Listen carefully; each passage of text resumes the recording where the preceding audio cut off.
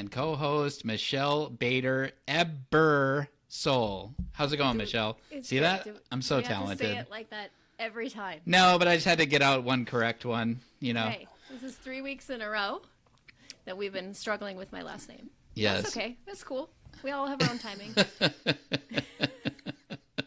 Yeah, I'm talented. So anyways, how have you been? What's been up with you? Good. So, we just got back last night from Boise.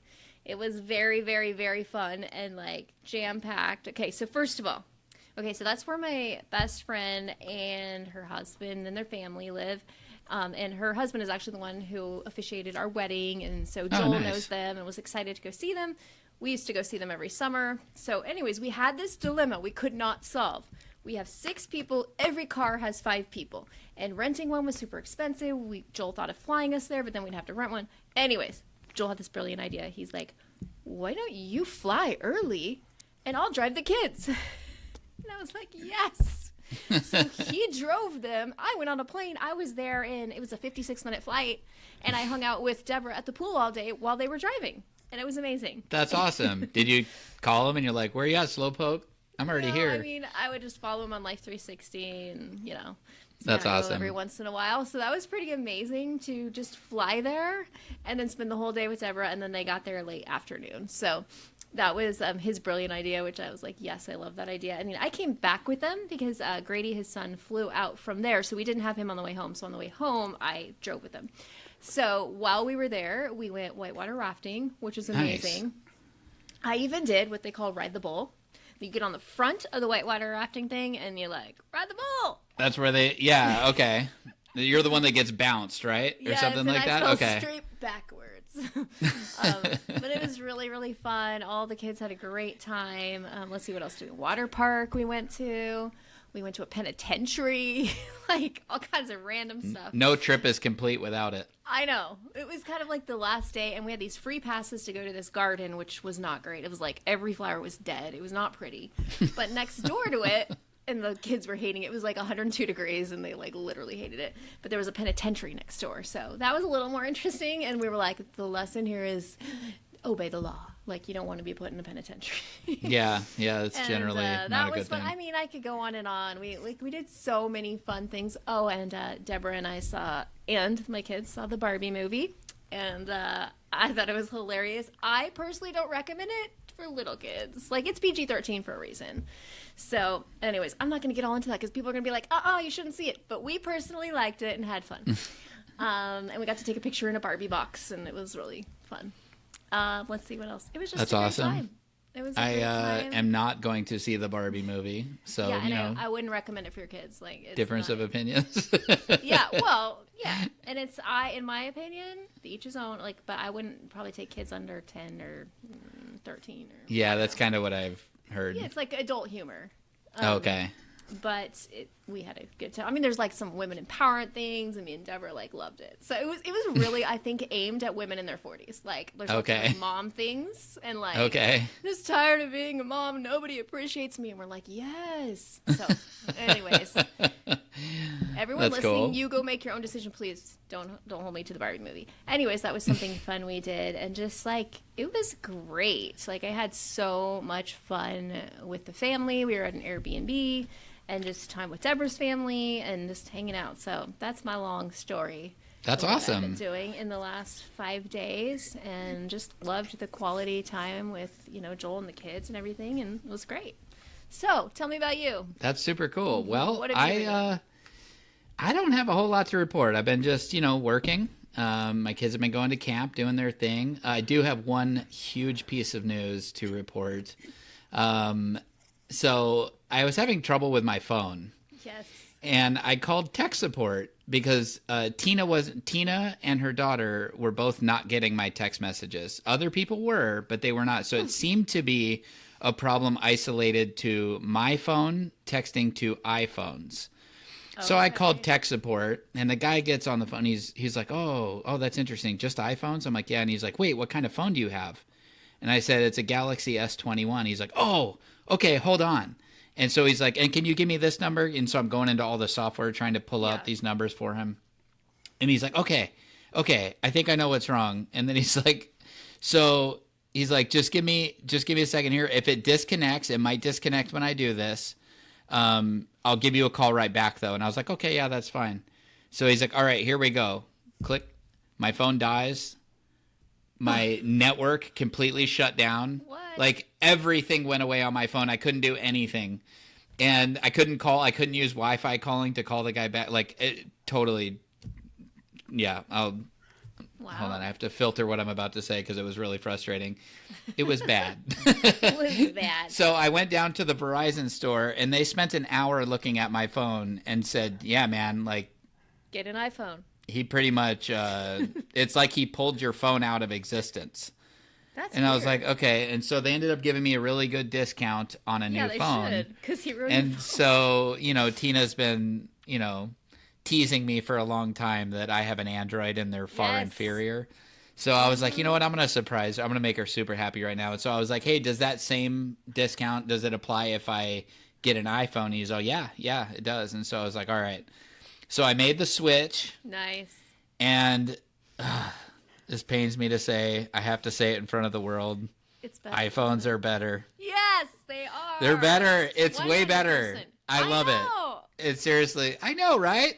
I know, right? I I've been telling you I for do a love few it. years. Yeah, I know. Everybody I know has been telling me that I need an iPhone, and every time I'm in a group chat, it's like, oh, Mark can't, haha, the comments, like, I know. So I about fell over when I texted you, and it was blue today. I don't even see. I'm so new. I don't even. You're like, you have an iPhone. I'm like, how the heck did you know? Like, because if people have iPhones, it's blue. If they don't, it's green. So you've been green the whole time I've known you, and then it was blue. and now I'm cool. And it was So like, what? Tina's super happy. Yep. I've been using that on everybody. He's learning. I'm like, I'm just ha-haing and hearting everything. This is how I roll now. Now you guys can FaceTime. Yeah, we like, do. And it is actual so FaceTime? much. I didn't think it would be that big of a deal because we already did like Messenger video chat. Oh my gosh, the first time we got on FaceTime, I was like, whoa, this is so clear and like works perfectly. No glitches, no like, sometimes she'd talk and it was like, like kind of the robot voice. So none of that. So I just have to admit in front of the world that I was totally wrong. Tina was totally right. Yes. iPhones are way better. And so, Nice. What else have you been up to besides the iPhone? I mean, that is the I've been trying to figure out my iPhone. That's it. Like I literally, Tina's like, she texted me. She's like, can you call me? I'm like, yeah, let me figure out how. Nice. So it's been taking me a while. So I've been working on that a lot, trying to figure out this phone and how to work it. But I kind of got it down now. And I'm like, man, this is so intuitive and user friendly. I'm just telling Siri, I'm like, set an alarm for 7 a.m. please. She's like, done. I'm like, this is awesome. I know. So, once you get it, anyways, you don't usually ever go back to anything else. I've had since that's they what came out, they since say. The original. Yeah, they're good. Yeah. They're good So stuff. I've had an Android for a long time. So well, it's I'm a big proud of you. switch. On behalf of all the proud listeners, of me. Thank you. Congratulations. Thank I know you. that there's so many people happy right now because they were one of the what kind of phone you had. One of the first things I did is I went over and gave us a little Bing 5 stars. Yes. I'm like, have an I'm going on iPhone. Apple Podcasts. I'm giving us a little Bing 5 stars. Join the world of Apple Podcasts. That's yes, amazing. yes. That's so great. And then I mean, not that it's what I've been up to, but Tina just got back from a vacation with her kids, which was super fun for her. Pictures. It was so cute. And Isn't that awesome? I know you know this, but she's so beautiful. I know. And I'm like looking at the picture. I'm like, she looks as young as her kids. Like she's just like this youthful, beautiful face. You are so lucky to have such an amazing woman. I know I am. I hope you know that. I do know that. She is very beautiful. And I was just telling her that the other day, that like her and her daughter could totally pass for sisters. That's what I thought when I looked at the pictures. Like for real, like yesterday, whenever I saw them. Yeah, so. She does have a very young looking face and she is very beautiful. And I am extremely lucky and blessed. I'm glad you know. I think about it every single day, honestly. Yay. So I just wanted to add something else because I haven't been up to a whole bunch, but Tina got to go on a cool trip. Yeah, I have been working. A new real estate job. Yes, yes. Everything you've ever dreamed of. You know what? I love it. I really do. I do love it. So I got my own office. I'm on my own schedule. I can go leave and pick up the kids whenever I want, drop my, like everything. I can go to the office at 3 a.m. if I wanted to and work. I mean, I'm not going to drag my kids out of bed, but I'm just saying, like, I have a key to the office. I can go there anytime I want. And, you know, so I'm looking forward to kind of learning more of what I'm doing. I mean, I know the gist of what I mean, I passed all the tests and everything, but there's book experience and then there's real world experience. And so I'm just, you know, plugging away every day. I'm like eavesdropping on other people's phone calls. I'm like, oh, okay, you know, just trying to learn. Okay. But anyways, so I wanted to get started into today's episode. We have a super fan with us today. We have Julia Gillette. If you have been following us on Facebook for any amount of time, you've most likely seen her. Yes. She comments often and likes all of our stuff and has been listening for a long time. So, Julia, how are you doing today? Hey, I'm doing really well. I'm so excited to be here. That's I feel awesome. Like I'm still trying to realize that y'all are actually live in front of me. That's awesome. She was sharing a concern with us before the episode that she might just start listening and forget to talk. So we'll try to keep you from doing that, hopefully. So Julia has been widowed since, did you say November 2021? Yes. Mm-hmm. Okay. So she's been in this club for a while, like the rest of us. And so we just kind of wanted to get started and see if you'd be, you know, up for telling us your story. How'd you meet your husband and just kind of start from there? Sure. Yes, I'd love to do that. So how we met, we actually met in a meme group on Facebook. Seriously? That's you were awesome. Talking about her awesome memes. That is awesome. Yes. We literally did. There was a meme Facebook group that started during the pandemic, and there were a few people who started it, and there was a lot of current day events, but also theological discussion sort of thing that went on along with the group. So lots of biblical ideas, convictions, lots of those sorts of things were part of the group. So there was kind of some of the memes were based on that, but also memes about, you know, whatever, current day, political, pandemic stuff. And my husband, I'm trying to remember, somehow he found out about the group, and that was in the early part of 2020. So kind of just when the pandemic had started. The group started during the shutdown. And so he found the Facebook group. He was from Michigan. He found the Facebook group in the first couple of months of 2020. I had a friend who found out about the group. I'm from Georgia.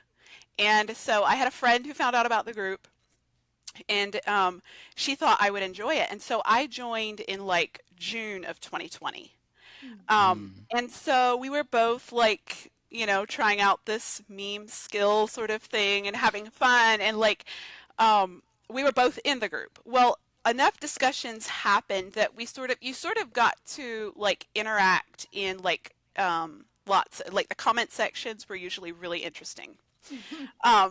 So that's kind of where we started noticing each other in comments and discussions, and then kind of getting into discussions between the two of us. And we noticed each other. I stalked him. I think he stalked me too. And we did that for several months. So from June to October, we were both in this group, kind of watching each other, interacting some. And then October is when he sent me the DM and was hey, I know this is really weird, but I've noticed you, and are you interested in getting to know, would you be interested in us getting to know each other better? And that was where it all started. It was, he felt it took a lot, and he would talk about how crazy he thought he might be to send that first private message. I always told him he was the brave one, but he didn't really believe me because he thought I was the so we met. He started messaging. We talked for a month, and then he flew down to Georgia, and we officially met face to face in the Atlanta airport. Was wow. So cool. And so he thought that like I was the brave one because I picked up this like man I never met at the airport, and he got in the car with me. And so That's yeah, awesome. that's like how we met. I know it's a Wow. little, Hmm. yeah. I tell people we met online. It wasn't a dating site, but like it happened. You know, everybody's story is unique, and that's a cool Mhm. story. It's not an unheard of way to meet somebody or Uh-huh. something. You know, I mean, that's how it happens. You know, you Yes. communicate and you get to Wow. know each other, whatever. That's super cool. And then, Yes. how long did you guys date for? So we dated for about 5 months before we were Hmm. engaged. And then, so that would have been like, so we met like officially in November of 2020. We're engaged in April of 21. So it was about 5 months of Oh dating. wow. And then we had about exactly a 3 month engagement to our wedding in July. Wow. Oh okay. So yeah, from Wow. officially meeting in person to wedding was about 9 months. That's Wow. awesome. And so you did Yes. that whole long distance thing too. Yes, You know yes, what Hmm. the that's like. longest. Yes, I do. Yeah. Definitely. Yeah, And it's so, who hard. moved So where? that's what I was gonna ask. I moved to Michigan. Nice. Okay. He was actually he was a pastor, and Mm. he had like his own place in Michigan, and I it just made more sense. I mean, he didn't demand it of me. He thought that he was asking a lot for me to leave, move, leave job, home and everything. And so, but I felt like it made the most sense. Like it just made sense. He was a pastor and he had a place. I didn't. I was like in a housing arrangement like with another sister, another two sisters actually. So I didn't really have, I hadn't like bought my own place yet. Mm. Hmm. So it did make the most sense for me to move north. So that's what I Yeah. did. How was it getting used to those winters? Well, it was really hard, but I feel like I hardly have a fair opinion because like we got married in July and I moved to Michigan in July, like in that summer, and he died in November. So Mm. it was like he never, and he was like an avid skier and like he knew how to, navigate the cold north in the winter. And so Hmm. he was planning to, teach me all of that stuff. Um, so like the first winter that I was actually in Michigan was mostly without him. I Mm. did travel, like I Hmm. wasn't in Georgia, I mean in Michigan for the entire winter, but so yeah, I don't feel like they're harsh and they're really, really cold. I don't really know how people like survive all of their lives up there, Hmm. but people do it. Yeah. So, Wow. So take us back. So you got married, um, and then what? What was life like then? it was amazing. It was beautiful. Like neither of us had ever been married before, and we were kind of both like in the mindset of like, is there somebody out there or is there not? Like, I don't Mm-hmm. know. And we were, so we were actually like only 18 days, uh, 14 days apart. No, okay, my Mm-hmm. birthday's June 5th. He was June 18th. Anyway, but we were Mm-hmm. like very close in age. We were both 33 when we met, and so it was like we were both used to living Mm-hmm. independent single lives. So it was like a beautiful, beautiful gift to find that person to share it with and someone who like got you and just um there was just like an immediate connection. Um but there was also like an adjustment. I mean, both of us obviously it was like married for the first time and so, Mm-hmm. was learning what does life look like when you're um part of a team and Hmm. not on your own. Solo. Yeah. Yeah. Yes. Totally. Wow. And so, what happened? Um well, it was COVID. Um, Mm. yes, so it was, he had gotten sick, like, he was sick on and off several times, like, after we got married, leading up, so we got married in July, and he was battling something, it seemed like on and off, but it never got, like, really bad, and he never, like, tested positive until, Mm. like the first part of October, he started just getting really, really sick. And then the symptoms seemed very, like, very typical. Um, just the high fevers, the difficulty breathing and things like that started going on. His fever was just like really, really high. And like we couldn't hardly, I mean, even with like Tylenol, ibuprofen, things like that, it was just difficult to control. So it went on like that. I took him like to clinics and different doctors and urgent care. And so we had about a week from the time that we knew that he's like seriously ill until he was admitted to the hospital. And in that week, it was awful. Like seeing him so sick.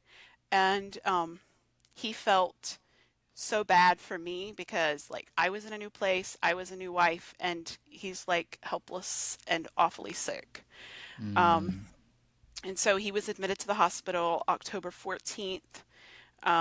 And things, it was like he was holding stable, but not for very long. Um, and moved to ICU. And then it was October 20th or 21st, I think the 20th, that he was actually put on the ventilator, and he never came back off.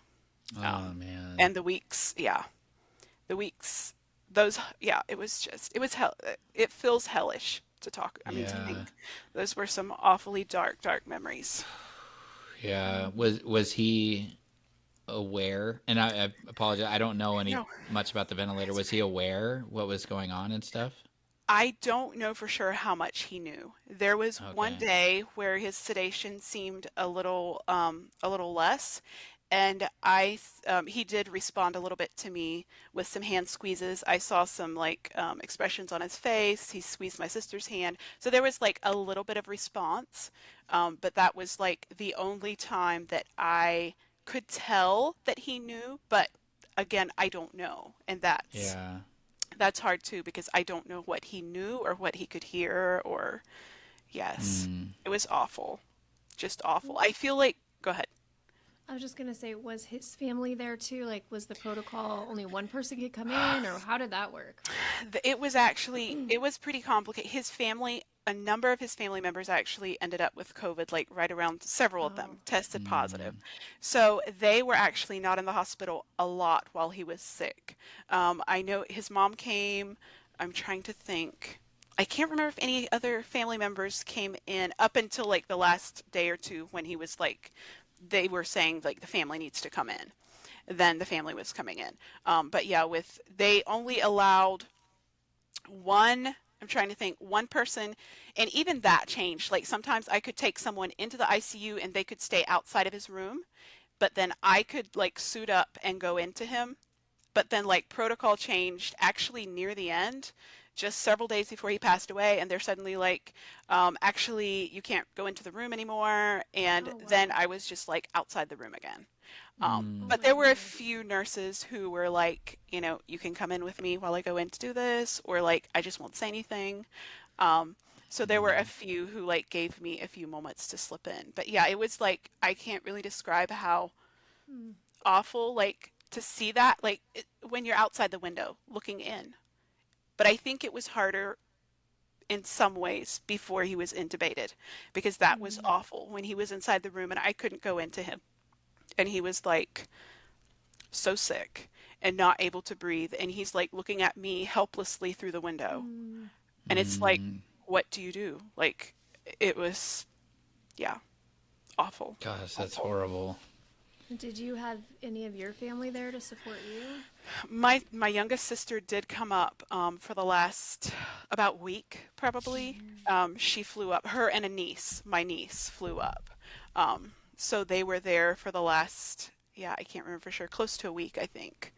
Hmm. And then through his, like the actual passing and everything, my sister, yeah, she was actually the one who went to the back with me when he coded. Gosh. And So, they were, they allowed you to be, were you in the room when that happened? no, I was actually, they had asked me to step out like to a waiting room. So the Hmm. family had stepped out and they said his blood pressure continued to drop and they said like try another med or something, but we knew that like things are like very, very near the end.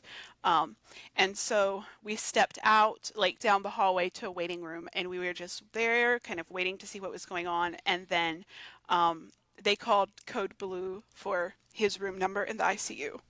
Um, and then, yeah, we sat there in the waiting room, everyone rushing by, and I knew it was him.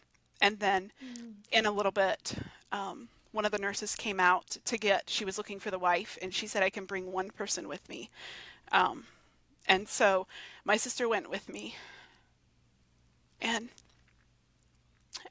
they let us make the call, like on when, but they were not getting any response. There was no coming back that they could see, and it seemed like they were like they were hurting him further by continuing CPR. So we were like, no, just stop. Like yeah.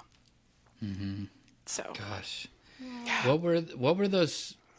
I mean, obviously devastating and all that stuff, but like, what were those first moments like? I mean, did it sweep over your mind that like it's over, or did you know what I mean? Like, what were the Yes. first thoughts? Like, I can't believe this is real. I'm sure, and things like that. Yes. That's like definitely those thoughts of like I can't believe this just happened. And one thing that was so hard is because like all of this was happening far from like familiar life to me. So literally like even the town we were in or the hospitals, like all of those things were like new. I was literally like I didn't know hardly how to get anywhere yet. So it was like it felt like I was in a foreign land and the most awful thing that ever happened to me just happened. But one of the things that I remember the clearest, like in the hospital, the first hours, were just like, I felt so sure.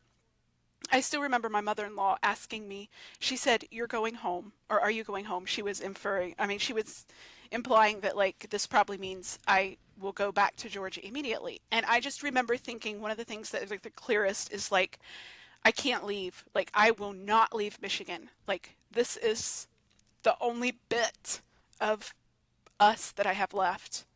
Um, and that is one of the things that I remember just thinking in desperation of like, if nothing else, I won't leave. Um, so yeah. Gosh, that's hard. And so you went home to your guys' home. I did. I had people with me for like the first probably a week or two, either family that stayed with me or either family that would alternate like in and out staying with me. Um, but the thing of being at home by myself, it took a little while. Like it did. Because for one thing, I had just moved in. Um, How long had I, you been married at that point? um, we were from wedding to, it was a little less than 4 months. Wow. Um, so yeah, it took a while before I could, actually probably months, several months, I would say, before I could like be at our home, and feel like I could be okay being there with just, well, I did have a dog. Some of my family gifted me like with a puppy just a few weeks after he died. So that helped a lot with just kind of that like Yeah. learning to be alone there because I didn't feel like completely alone. Right. Wow. So you're in a totally different place. Your husband just passed away. Walk us through like those first few weeks to a month. Like how did you survive? What did you do? It was so incredibly dark, and I feel like to answer that question, I'm gonna like back up a little bit Yeah. because I feel like my grief journey actually started when we were like, well, a number of years before. My mom passed away in 2012, Oh, and thank you. I felt like I never processed that grief very well. So I did not feel and heal like y'all tell me to all the time. And I ran from it too much. Like, I feel like I grieved really hard initially, and then it was kind of like, okay, I went to college, I was successful, had my career, and it was like, I didn't totally run away from it, but I didn't feel like I was totally honest about the grief and like the continued healing process. Um, and then when Dylan and I started dating, we like literally it was within about the first month. I felt as if I hit this strange wall in our relationship when it was like but in like building emotional connection and intimacy and like really opening up to someone, I felt like it brought up this strange thing in me, and I instinctively just knew that like this stuff that it's bringing up is connected to like this old grief that I had like shut the door on, and I kind of didn't go to that part of my heart, is what it felt like. Um, and so grief and my old grief was actually like a theme in our dating. Like I started talking to Dylan about it, and actually between our like when we started dating and our engagement, I actually went through grief share, Very um, good. like processing like the old grief of my mom, losing my mom and stuff like that. And like I still remember Dylan, one of the times that I went to Michigan, he took me to a used bookstore and I bought the book, A Grief Observed by C.S. Lewis. It Yeah. was like on my list of books that I wanted. So like our relationship had a lot of like grief stuff beginning to come up. And so in retrospect, it feels like there's almost this bizarre thing of like our dating and engagement and marriage, like through that time, there was this like preparation that was happening in a way that like I didn't even know it. And so I felt like when I lost Dylan, the biggest thing about grief was that I knew in my heart that there is no way to run from grief because I had tried it before and it did not work. And so when I lost Dylan, I feel like that was just like one of the things that was foremost in how I approached the whole thing. And just like, I'm not going to fake it. I'm not going to like try to hurry get it together. I am just going to like walk into it and be okay with calling it the horrible thing that it is. And so the first months I did like I just literally I would say pretty much grieved full time. I mean Yeah. just in our home, spending with family, journaling. I love reading and journaling, and I did like so much of that like in those first months. And I feel like that's one of the things. And podcasts. Also, podcast was one of the ones. I still don't know how I found it. Oh. Um, I think it was probably Googling, but that was one of podcasts and books and just not turning away from it. Good job. That's awesome. Was like, I would say some of the things that were like kept me the like where I was in those first months. But I did really, really struggle to just know. I felt like I really, really needed to find young widow, like young group people Yeah. who knew because it felt like, is it even possible to make it through something like this? Right. So yes, I was researching and finding people and stuff in those first couple months too, and that helped so much. Wow. Yeah. And then did you decide to move away or did you stay or I tell us did for about a that? while. Yes, I stayed in Michigan for a while and then like I kind of came like back and forth to Georgia. I spent some time in Georgia like over some of the holidays like following like just in the weeks after. And then I would go back to Michigan. And so I kind of came and went for the first like he died in November until the next August. I was in Georgia some and in Michigan more. Okay. But I had my younger sister got married like the following April, so that was like really hard too, and something that I spent more time in Georgia for then. Um, so yeah, and then August of 22, which would have been um, about 9 months after, I actually moved back to Georgia. Yeah, and I And try. Sorry, go ahead. I was No. just gonna say, how was that for you? Like, what it was it helpful in your grieving process? What was that experience like for you to move? So hard, so hard. I feel like I, yeah, it felt really strange in that so many of our memories and the bits of life that we did have were in Michigan. And so it felt like it's just another step further away from the life that we had or anything. But I felt strongly that I needed to figure out how to move forward as like on my own, but I felt like I could not really do it in Michigan where I had like I mean, it was a new life. I did not Yeah. have it, and the culture is so different, and just like everything was new. So I felt like how I'm like trying to rebuild with rubble on another planet is what it felt like. My in-laws have been great, but they live like over an hour. from where I lived. So I didn't have like any family very close to me. That makes it hard, and it sort of feels like you're having to accept the loss again to like move away, Yes. right? Yeah, Yes, it like definitely has been that.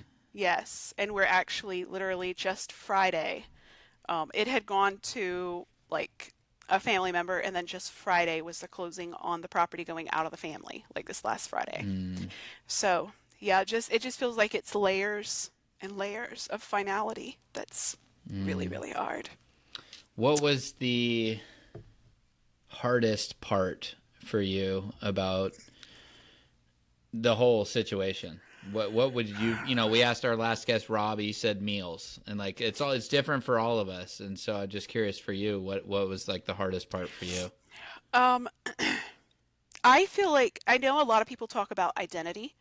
I feel like identity was that's I know kind of a big general thing, but that was one of the things that left me feeling so disoriented.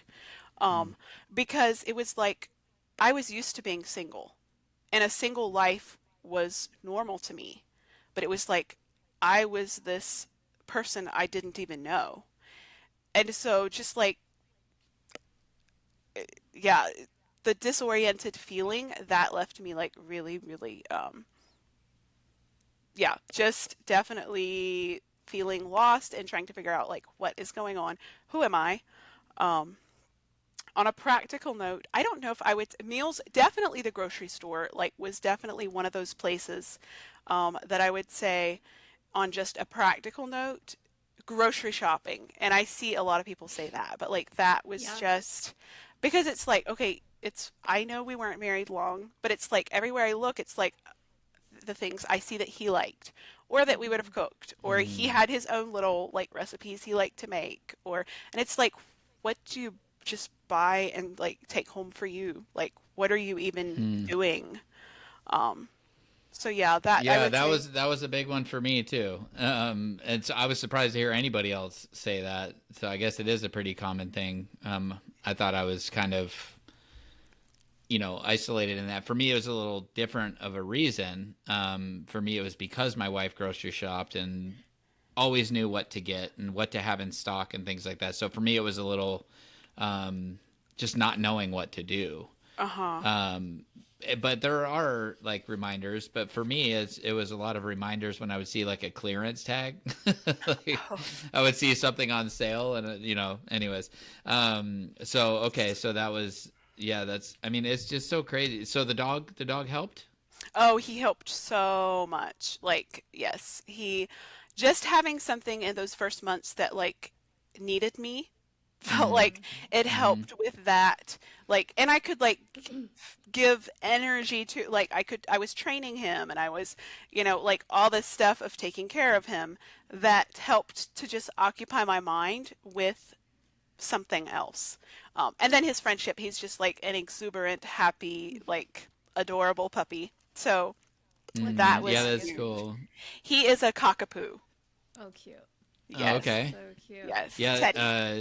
Tina is same thing. She got a dog, and that helped her a lot. I mean, obviously, it doesn't, you know, help Yes. to the degree that you need help, but anything to kind of lighten the load a little bit. But Michelle, don't you also have? I think you have the same kind of dogs as Tina. I'm totally drawing a blank on the name I right now. have a golden Labradoodles. doodle. Oh, Golden golden doodle. doodle. I think Does she have a labradoodle? maybe hers are golden doodles. Actually, They are like half golden they retriever, they half look poodle. very similar. Yeah. All Yeah, y'all's and dogs look oh similar. y'all.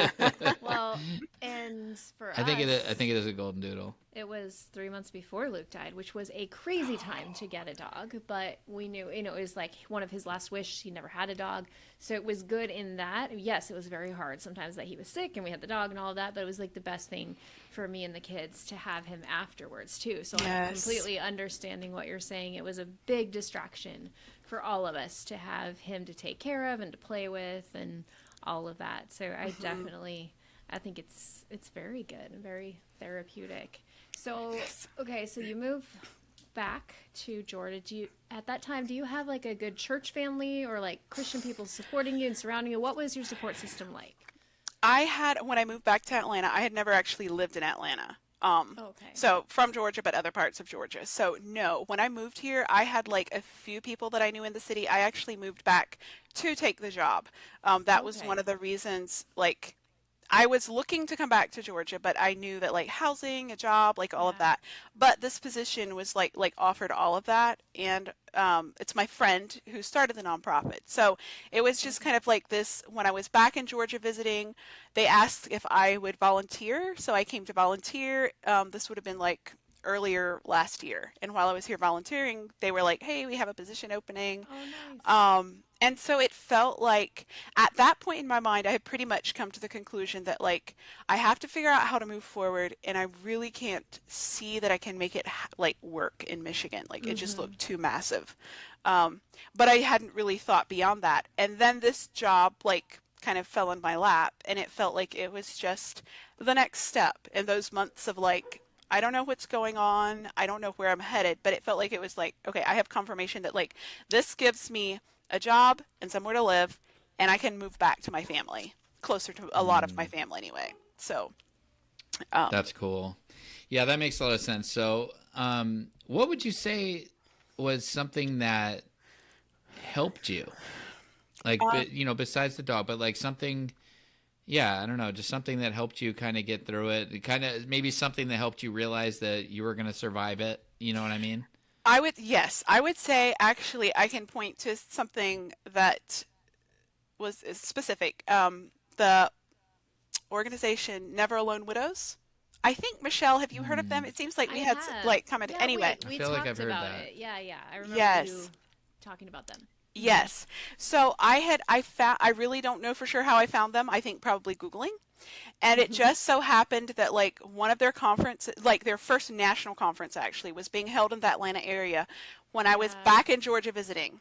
So it was literally like not quite 4 months after Dylan passed away that I attended that conference. And I would say that that was like a huge turning point for me.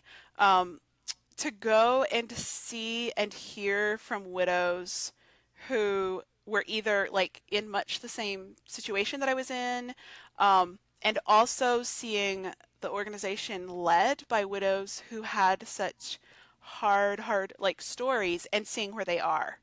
And I feel like Mm-hmm. mm, that conference was like I left. I had bits of hope before that. Like I think I knew I was going to be okay probably.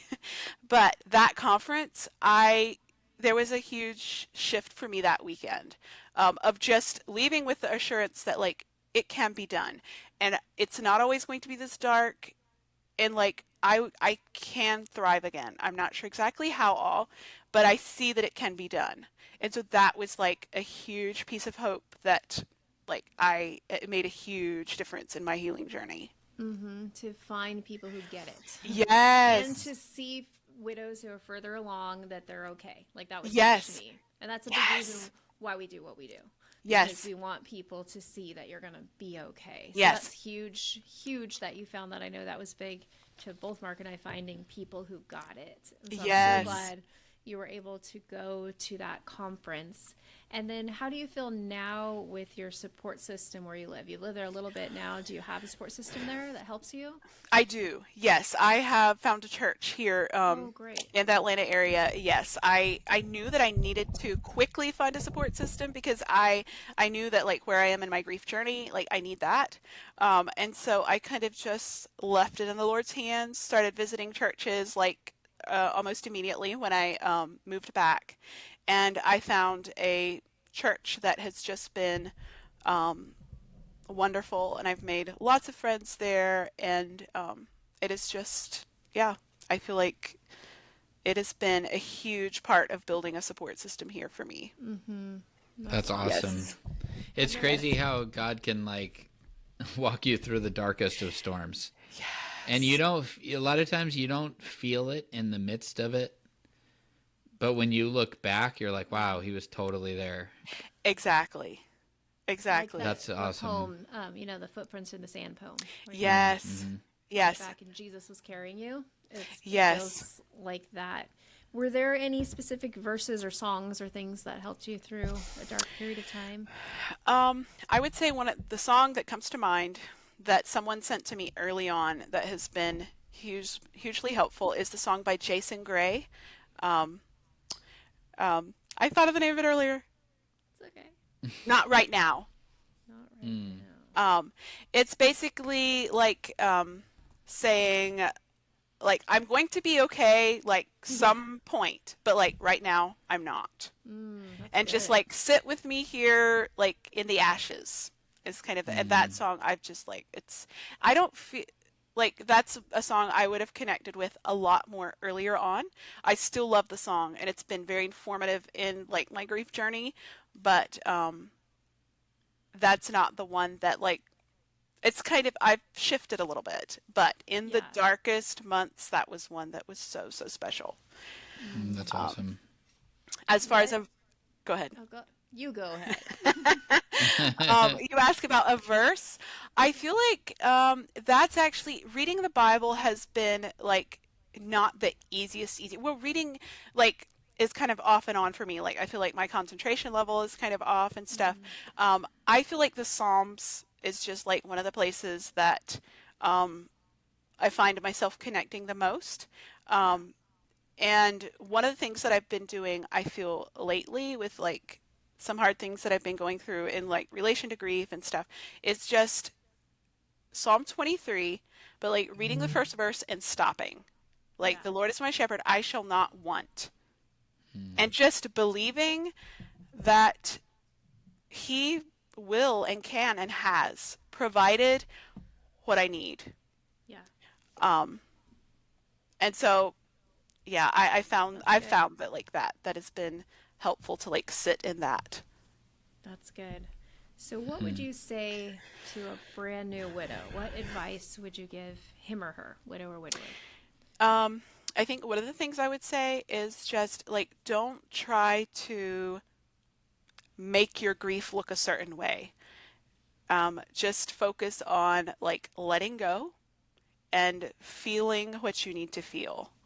That's good. And That's also, really good. one thing that I feel like I've struggled with some is like letting the pressures of like other widows, widowers, or other people who've like faced loss. When you hear the stories of like, God was so close and he was so evident and he was like so present in those, there are parts of my story that like I do not at this point see the redemption or like it Right. was so dark and so awful. And I feel like just not forcing yourself either to say that like it's okay and that like you saw God there if there are times that you didn't like just be honest about what you Mm. feel That's and good. how certain seasons felt. That's really, really That's good. really I good. like that. That's really great advice. Yeah, it's hard sometimes to maintain a positive mindset when you're going through so much negativity. Yes. So just kind of to add on to what you're saying, I think it's also really important that people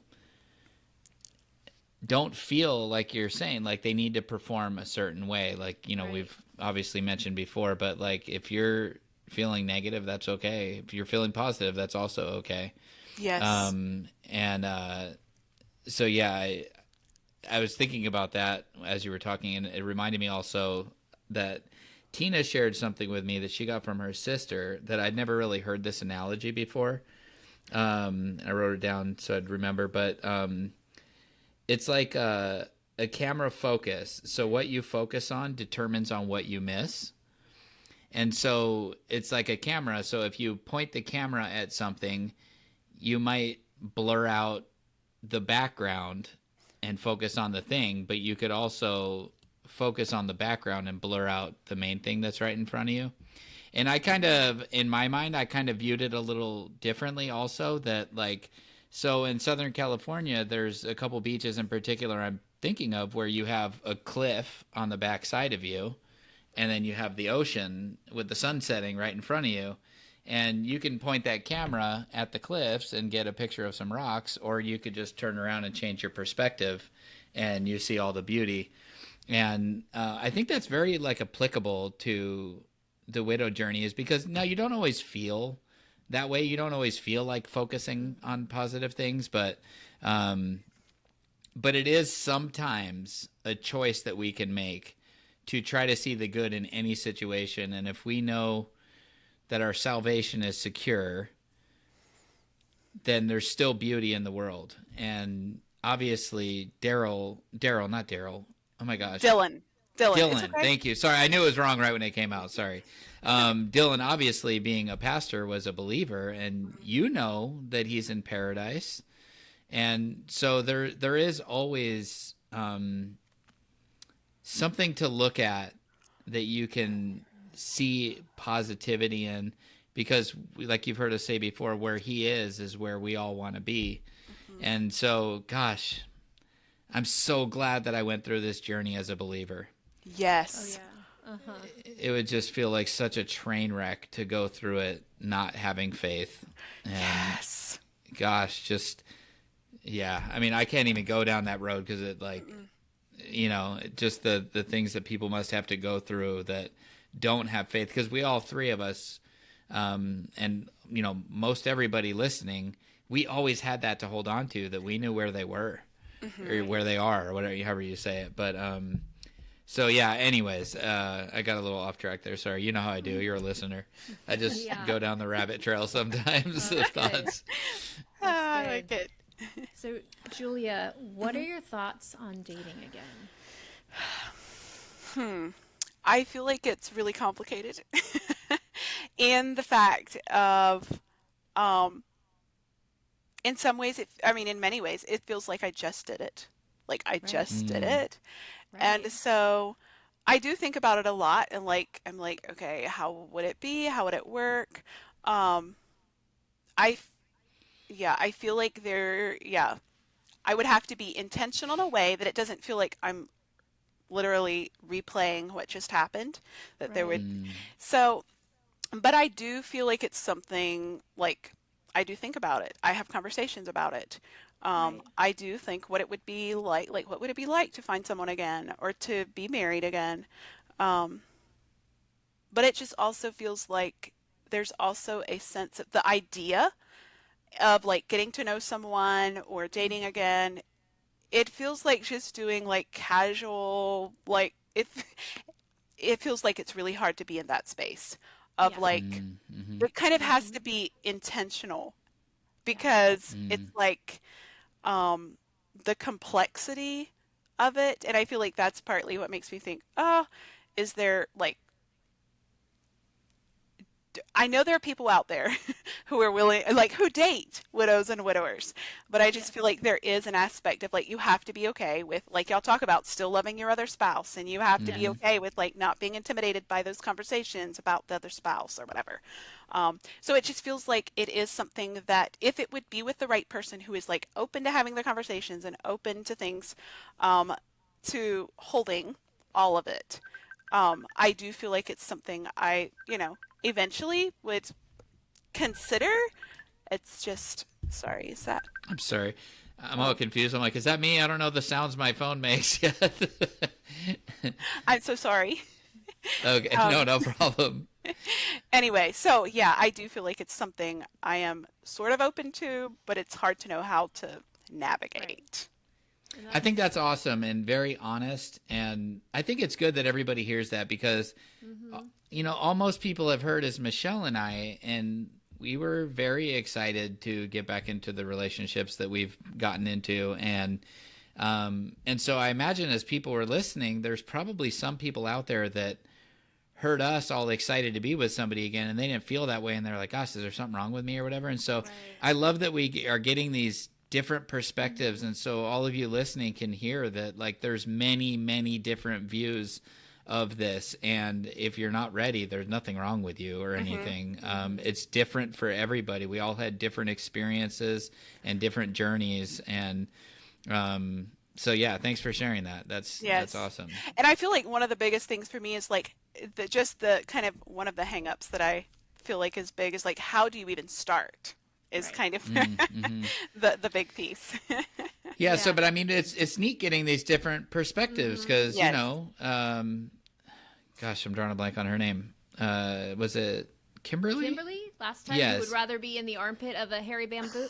That's the to be one. exact on what she said. Yes. Than date again. So she's like, no way. And then we've had people that are like, yeah, definitely. Yeah. And then we have, well, I don't know, maybe it depends. Yeah. And there's all these different. So it's okay that everybody has a different view of this. It's also okay, like Tina and I, for her, she was interested in me, but she wasn't sure if she could do this. And so we went through a whole season of she wasn't sure if she could do this. She went through all the guilt and like, this is hard. And it had nothing to do with me. And thankfully, for us, we had this understanding of what the other one was going through. And so it was very easy for me to understand what she was saying. And I didn't take it personally at all. There was nothing wrong that she still loved her husband so much that she had a hard time even holding another man's hand. And I was like, I get it. And so everybody goes through a completely different journey in a different season. And so we're all in the same boat. We all have the same pain, but it's also very different between each one of us. Even as much as we have in common, we have separate. From everything, from age to length of marriage to whatever. Because we had that guy, Dwayne, who, gosh, I can't remember now. I feel like he was married just under 40 years. Yeah, it was if I remember. Yeah. So I think you're right. What he's been through is completely different than what I've been through. Even if it was the same kind of cancer, the same kind of battle, we still have very different elements. We had different relationships. And so I think that's really cool. This is why we like getting different perspectives, is we want more people to feel like you were searching for in the beginning, that I just want to know that somebody else has been through this. Yeah. And so thanks so much. We really appreciate you coming on and your super fandom. Oh.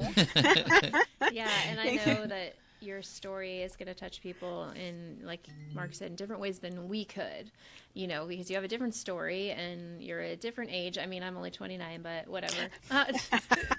You're a little bit younger than us, and you have a different story, and all the things. But you're going to be able to reach people that we couldn't. So we really appreciate all that you've done by coming on here. It's not easy to relive the stories. Yes.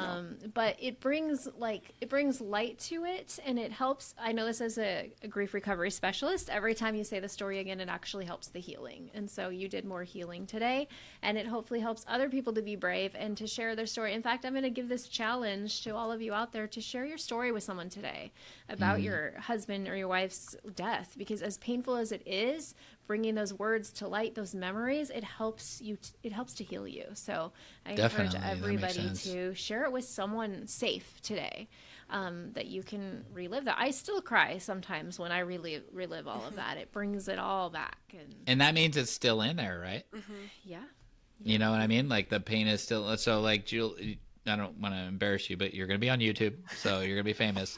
But I mean, I could see you getting a little teary-eyed as you were talking, of course, and we could hear it in your voice and stuff like that. That means it's still in there. The pain is still in there, and so it does help to talk about and to get it out and stuff. So, Michelle, that's great. That's great advice. Thank you. Yes. I am a grief recovery specialist. Yes. Could I say? Pro. Oh, no, go ahead. Add one thing that I thought about the question earlier that y'all were asking, like the hardest thing. One thing that I did think about that was probably one of the hardest things to get through was the first wedding anniversary. Like the first wedding anniversary of we had the top tier of the wedding cake, and we had the all of that sort of stuff, and what in the world do you do with that? So that was probably one of the hardest things to navigate. So anyway, how hard that would be just thinking, because I've been married about 4 months, just 4 months and 2 weeks. Oh, wow. And just imagining what that would be like to then be at the 1 year anniversary and be like, he's not here to celebrate. And so I'm so sorry for what. And so sorry, what do I not know? Is the top tier that you freeze it and then eat it on your 1 year? We did not do it, but I actually is that what it is though? Yes, yes. Okay. I was actually not planning to. One of my friends insisted that it's frozen and sent to Michigan with me. So thanks to her, we did have it. It was okay. It was it was okay. Yeah, I did it was on a my year first- frozen cake. Yeah, my first wedding, and then so this time I was like, I don't want to do it, so we didn't. Oh, But yeah, That's everybody's wise. got to do it once, I guess.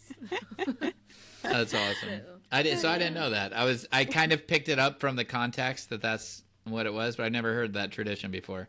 Yeah, it's pretty interesting. But then it takes all the space for a whole year. And it's Yes. all thing that, you know. Yeah, where are you gonna put all the chicken nuggets? I know, right? I know. So, any other questions, Mark? Gosh, I can't think of anything right off the top of my head. We Just asked do a lot. appreciate you being here and Well, just being a fan of the show. Thank you. yes. Thank y'all. For real, like I spent in those first couple of months after I found y'all, I can still like in my little house in Michigan and on my long, long road trips to Georgia, I spent literally hours and hours and hours like binge listening, and it felt like that was even before the Widows Conference, but like y'all were the first context that I felt like I really had, like I found people who got it.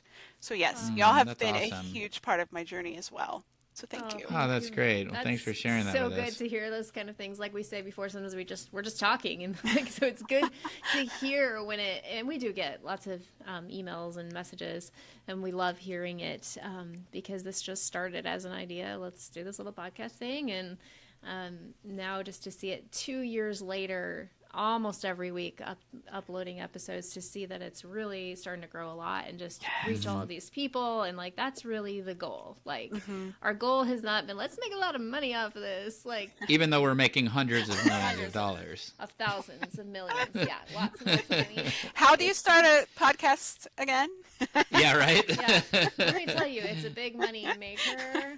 But no, for real, our goal is like, I mean, ultimately, our goal is to affect people for eternity, like to share our love for Jesus and how He helped us through this journey, you know, and then practically here on earth, like showing people how to survive this, because we were made to live life and live life abundantly from John 10:10. Like that's what life is about. Like God didn't allow us to go through this just so that we'd sit here and do nothing with our lives. Like we are made to thrive, not just survive. And so it's really why we're passionate about this. This is why we do this week after week. And yeah, that's why we're here. And so thank you for giving us some good feedback like that. Of course. And yeah, You're welcome. Mark, do you want to wrap it up in prayer? Yes. So we're obviously going to pray for you, Julia. But I'm also adding this on, as you kind of overheard us talking about at the beginning. We got an email that I'm hoping that in addition to praying for Julia, that all of you in the audience will lift up Kim here in prayer. I'm going to read her email. I just came upon your podcast and wanted to thank you so much for what you do. My husband, Chad, was killed in a car accident on June 9th of this year. I turned 47 the day after his death. I am obviously devastated and had no idea the depth of sorrow and desperation a person could go through. I am walking with God, but having trouble feeling as though I'm really connecting with Him. Could you please pray for me to feel God's presence and find my purpose through this pain? Thank you so much, Kim. So, in addition to praying for Julia, I would just ask any of you, if you're listening, that you could just stop for a moment and just pray for these two women that are with us. So I'm going to start off praying for Julia, and then I'm going to pray for Kim, and then pray us out. Anyways, Lord, thank you so much for this time together, and for Julia just being willing to be so vulnerable and sharing her story. We really appreciate it, and we pray that it touches many hearts and many lives. We'd like to pray, Lord, specifically for her, that she is constantly surrounded by a network of people that are always willing to support her and love her through this, and that, you know, she continues to find her strength and her abilities to, like Michelle said, to thrive. And we thank you so much for walking with her in the ways that you have, and we pray that you would continue to do that. And just thank you for the courage in her coming on our show today. And Lord, I'd also like to lift Kim up in prayer, as she is just a brand new widow in this journey, and just understand so many of the things that she's feeling. And I know a lot of people in the audience do as well. And Lord, I'd like to pray for you to draw close to her, for her to feel your presence, and just to sort of help her see purpose and spiritual strength and to regain what she had before in some way, shape, or form. Gosh, it's so hard. It's so hard to like know what to pray for somebody so fresh in the beginning. But Lord, I just pray that right now in this moment that you would just place your hands on her shoulders and just comfort her and let her feel your presence, your mighty, mighty presence. And we ask all of these things in Jesus' name. Amen. Amen. Amen. Well, if you liked this podcast, if you have Apple Podcasts, do Mark like I does, did. and give us a little bing, 5 stars on Apple Podcasts, Spotify, anywhere you listen. And it actually tells us how many listeners we have on Spotify, which is awesome. I wish there was that for Apple too. But isn't it across all platforms, or is that just on Spotify? No, if you look at our little Anchor podcast thingy, it says how many Spotify listeners. So there's like the downloads, and then there's the Spotify listeners. And we learned. So we're way bigger than I thought. No, yes. We actually learned that we're in the top. I think it's like top 50%. Like we learned that from that guy we did that interview with. Anyways. Go share the word if you like it. You can also, I posted it on our Widow Goals page, Widow Too Soon page on Facebook. You can go see we have like all the episodes like on this website. I mean, you can get that from podcast players anyways, but we are now putting the transcripts. If you are visual and you want to read it, it's actually really entertaining. It has our names and all the words we say. That is on widowgoals.org/Widow Too Soon. I'll put that in the link too. You can go to that and you can go to any of the episodes and see the transcript if you're like, I just want to read some fun reading entertainment. And again, like I shared the last couple times, we are now under my nonprofit Widow Goals. And what we do in Widow Goals is we do podcast and social media support. We do grief support. So we give grief recovery. We give out scholarships to widows so they can get support in their grief recovery. And then we also do events which are local to me now. Hopefully someday national. Actually, Julia, you talking about that was like, man, we need to get a retreat or something going. Yes. And we need to make it for widows and widowers. And like have men and women speakers and like get all these people together to show them. Yes. But like, yeah, it got me all excited. So anyways, we'll be working on that, figuring out how in the world to put that together. But I'd love to do that. So when we get more funding for Widow Goals, we might be able to do that. Anyways, I was saying all that. So if you've been touched by this ministry and you want to give back to it, there is a link where you can support Widow Goals, which is a nonprofit and a tax write-off. So I think it's all the stuff I want to say. If you want to be a guest, you can email us. New email, widowedtoosoon@widowgoals.org.